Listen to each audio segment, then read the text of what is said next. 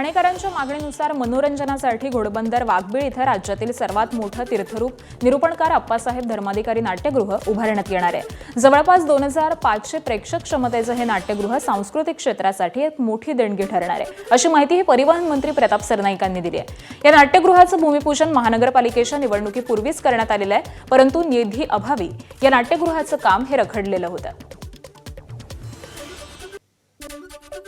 नेहमीच दाखवत आलो ठाणे तेथे काय उरे आणि सगळ्या नाट्यप्रेमींसाठी ही एक पर्वणी ठरणार आहे। आणि शिवसेना आणि एकनाथ शिंदे साहेब फक्त घोषणा करून थांबत नाही, ती त्याची पूर्तता करतात। खरं तर आम्ही हे 3 महिन्यापासून सगळं आमचं चालू आहे, परंतु आम्ही लोकांपर्यंत आणलं नव्हतं। काल जेव्हा राज्यानं GR काढला 138 कोटी रुपयाचा आणि GR काढल्यानंतर ते आता कामाला जेव्हा सुरुवात होणार आहे तेव्हाच आम्ही याची अधिकृतरित्या घोषणा केली। आणि माझ्या मतदारसंघातला लोकप्रतिनिधी म्हणून सातत्याने घोडबंदर वासियांची जी मागणी होती, मला अभिमान आहे की या घोडबंदर वासियांची मागणीची जी आहे ती पूर्तता आम्ही करतोय।